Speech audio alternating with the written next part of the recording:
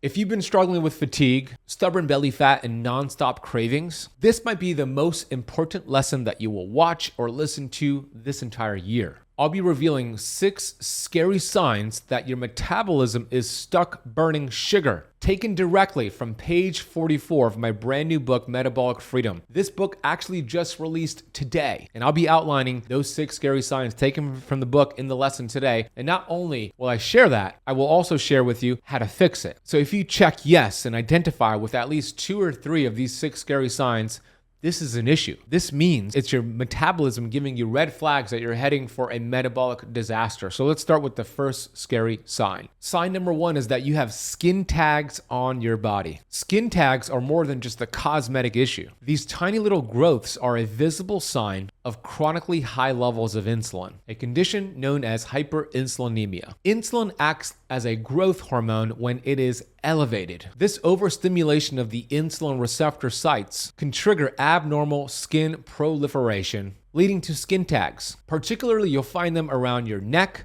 armpits, eyelids, back, and groin area. Look, skin tags are a metabolic red flag. Even if your blood sugars look normal, the presence of skin tags may indicate your cells are becoming resistant to insulin, which is a precursor to prediabetes and type 2 diabetes. In Metabolic Freedom, I talk about how you could have hyperinsulinemia, in other words, insulin resistance, for 6 to 14 years. There's a Whitehall 2 study I put in the book. You could have this for 6 to 14 years without your blood sugars changing a bit. But the skin tags are a red flag to show you you're heading towards metabolic disaster. Science supports this as well. Studies indicate and studies show that the individuals who are obese, who have metabolic syndrome and insulin resistance, they commonly find skin tags on them. So how do you fix it? You want to eliminate processed carbohydrates, processed sugars, which dramatically spike insulin. You want to test your fasting insulin level. It's the most important test for your metabolism. And it's not a fasting blood glucose, which is a good test, but it's a fasting insulin, which is a more important test. It's the most important test you could take this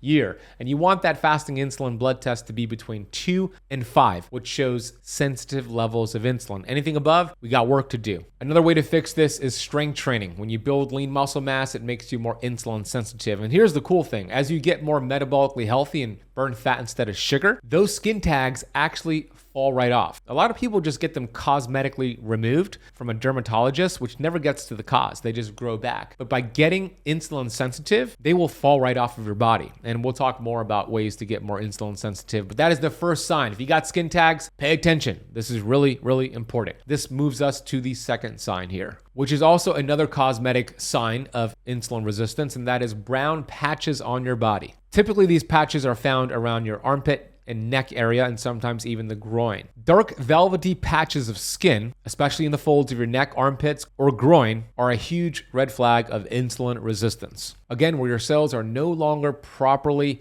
hearing the message of insulin. When insulin is chronically elevated, the hormone begins to affect skin cell turnover and melanin production, leading to thickened, hyperpigmented appearance seen in these areas. This is a biological alarm bell, not just a skin issue. These patches are frequently found in individuals who are overweight, have prediabetes or metabolic syndrome, and guess what? They often develop years before a formal diagnosis is made. So how do you fix this? Cut back on the refined carbs. Fix your sleep. High quality sleep is important for insulin sensitivity, and Chapter 6 in Metabolic Freedom is all about how to fix your sleep. All right, let's move on to the third scary sign that you're a sugar burner. That's going to be you feel tired after eating a meal. If you feel sluggish, foggy, or ready for a nap after a meal, that's a key indicator of metabolic dysfunction. Sugar burners rely on constant glucose for fuel, and meals in high carbohydrates spike your insulin and lead to a blood sugar crash where you feel wiped out and tired. Instead of energizing you, your meals are draining you. This means your mitochondria, these little battery packs within your cells, aren't producing energy efficiently.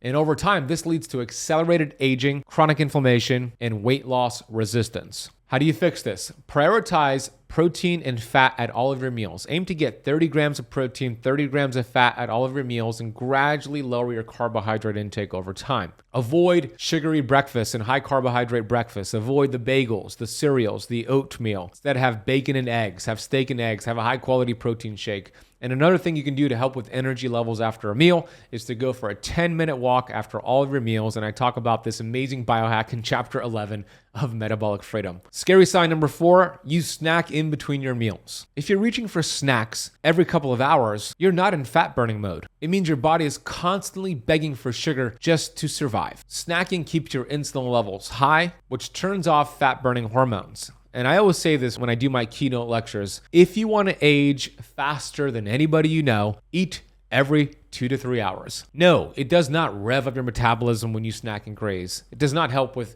performance and energy. It wrecks your metabolism over time. In Metabolic Freedom, I talk about the Hayflick Limit, and you've probably never heard of it, so this is going to be cool for you to learn about this. The Hayflick Limit means that the cells inside of your body could only duplicate a certain amount of times throughout your lifespan until it stops duplication. There's an expiration date on how many times it could do this. Once it reaches that expiration date, which is the Hayflick Limit, the cell that produces energy, burns fat, heals the body, goes rogue. It turns into what's called a senescent cell. In the book, I call them zombie cells. Once a cell has gained zombie status, it no longer is burning fat for energy. It's no longer even using sugar for energy. It's just creating inflammation, and it's actually infecting other cells, leading to a shortened lifespan. And the more you snack and graze, the faster you reach this Hayflick Limit. So what's the fix here? Eat 2 to 3 meals a day, prioritizing protein and fat, lower carbohydrates, and no snacking in between your meals. So have breakfast at 8 a.m., lunch at noon, dinner at 7 p.m., no snacks in between. And by prioritizing protein and fat, it'll help you feel full and satiated so you don't have to grab your snacks in between those meals. And it's even healthy snacks that's an issue.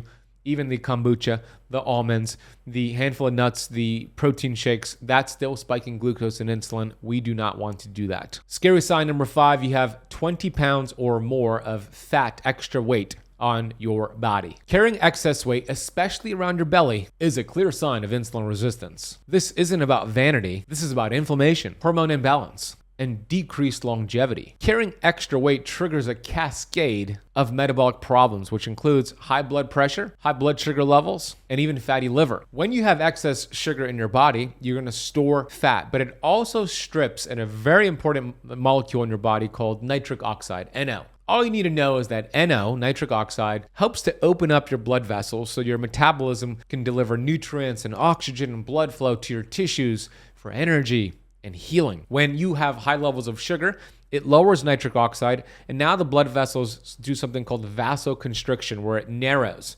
Now, your heart has to pump harder to do the same job, to deliver the nutrients, the oxygen, the blood flow. This is called high blood pressure. Yeah, you heard right. It's not salt that raises your high blood pressure. It's sugar, because it strips nitric oxide. So what's the fix? I already gave you some steps here. Strength training, prioritizing protein and fat, lowering the carbs, fixing your sleep, going for a 10-minute walk after a meal. I would also add intermittent fasting is a game changer for lowering insulin and burning excess belly fat. And chapter 8 of Metabolic Freedom is all about how you can do that. This brings us to scary sign number 6. And that is when you skip a meal, whether it is intentional or unintentional, you get hangry, hungry, and angry. If skipping a meal turns you into a monster, that's metabolic inflexibility. That's a metabolic prison. That's not metabolic freedom. It means your body can't switch to burning fat for fuel. So you crash, you get irritable, and even anxious. This is a clear sign that your metabolism has been relying on glucose for energy, and your body has forgotten how to burn fat. How do you fix it? Well, in Metabolic Freedom, I have a 30-day plan which shows you in 30 days how to achieve metabolic freedom. But not just that. The first week teaches you how to go from burning fat to burning sugar.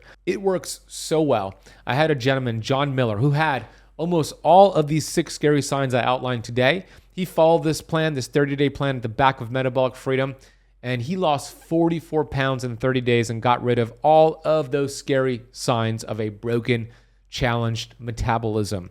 So go get the book. It just released, and it's available on hardcover, Kindle, it's at your bookstore, and it's available also on Audible and Spotify, and I narrated the entire audio myself. And when you get the book over at metabolicfreedombook.com or scanning the QR code here on the screen or clicking the link in the notes down below, I'll be giving you a free course on the metabolism as a thank you with exclusive interviews. So scan the QR code, go get it. It'll change your life. Now let's get to your commonly asked questions. How do I actually measure if I'm burning sugar or burning fat?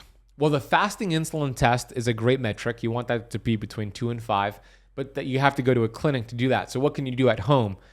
Well, this is cool. There's a device called the Keto Mojo, which you could order online and have it shipped to you, and it tests your blood glucose and blood ketones. I talk about how to do this in chapter 12 of Metabolic Freedom. You draw a little bit of some blood from the lancet it comes with. So you prick the finger, you draw the blood, then you put that little blood on a glucose strip, put it into the meter, you get a reading, and then use the same blood to put on the ketone strip, put it into the meter and get a reading, and then you could see if you're burning fat instead of sugar. Ideally, you want to see your ketones at 0.5 or higher millimoles per liter, which is what the meter will show you. That means you're burning fat instead of sugar. And your glucose in a fasted state, meaning in the morning before you eat, ideally should be between 70 and 90 milligrams per deciliter. So if you're hitting that and your insulin is between 2 and 5, that verifies you are a fat burner instead of a sugar burner. And you can get the Keto Mojo with the discount over at ketocampmachine.com, camp with a K. Use the coupon code KETOCAMP24 for a nice discount, and we'll drop that link down below. What's the best way to transition from sugar burner to fat burner without feeling awful? Yeah, you don't have to get the keto flu, headaches, and cravings. None of that is necessary. I see a lot of people do this the wrong way. They suffer through symptoms and they give up. The cool thing about this 30-day plan in Metabolic Freedom, the first 6 days, I teach you how to go from burning sugar to burning fat. Yeah, within a week, without any symptoms. We gradually lower carbs. There's something called the Keto Camp cocktail that you drink every day, and you make that transition without any symptoms. So follow this game plan. It'll help you do this without feeling awful. And guess what? You don't have to count calories or weigh food, rely on willpower. It's actually pretty easy. How long does it take to reverse insulin resistance and start burning fat efficiently? You know, for some people, it could happen within these 30 days, within a few weeks, in less than 30 days. Now, some of you who are more severely insulin resistant, maybe you have type 2 diabetes, it could take a few months. But the point is this: it can be reversed. Type 2 diabetes, insulin resistance, they're 100% preventable and 100% reversible. Even if your doctor has told you otherwise, or the damn fake news, American Diabetes Association, that's bogus, it's BS. I've seen people reverse it, and thousands of people. So as long as you follow the game plan, you will do it. And it's really important to understand this. In the United States, we spend $4.6 trillion on healthcare every single year. Yet we are sicker than ever before, and pharmaceutical companies are richer than ever before. And if that was a GDP, $4.6 trillion, it would be the 4th largest GDP in the entire world. Yeah, we rank 37th in the world in terms of health in different nations across the world. And 1 out of every $4 spent on healthcare spent on diabetes, primarily type 2, which is a metabolic disease. So this is an important topic that you're following here. What supplements, if any, can help support fat adaptation and energy while transitioning? I give you all those steps in the 30-day plan. We talk about non-flavored electrolytes, minerals, magnesium, potassium, and even something like berberine, which acts very similar to metformin, but it's not a medication, it's an herb, to help with postprandial glucose, post-meal sugar spikes. Just make sure you speak with your doctor if you're on any medication before introducing any new supplements. If I don't have skin tags or brown patches, can I still be a sugar burner? Yes, if you have any of the other signs, it's a clear sign. Those are indicators you are a sugar burner. So we got work to do. And the book is the solution. So go get the book. And if you already got it, thank you. Go get the free course over at metabolicfreedombook.com. But maybe buy the book for somebody you know who has insulin resistance or type 2 diabetes. This could change their life. This could be the answer to the prayers they've been asking for a very long time. I hope this lesson was valuable. Leave it a rating and review on the podcast. Share it with somebody you know. And go get Metabolic Freedom, which just released worldwide today. And hey, if you loved the lesson, speaking of fasting, which is chapter 8 of Metabolic Freedom, I recently published a video on 3 gigantic fasting mistakes I've been making, so you don't make those mistakes, how to fix it and get amazing results with fasting. Check out this clip and I'll see you in that video. It actually backfires and causes weight loss resistance. When you go into a fast as a sugar burner, it's like trying to run a marathon without training. You'll crash, you'll crave, you'll binge. Research shows that 93% of people in the United States are sugar burners, meaning they rely on glucose for energy.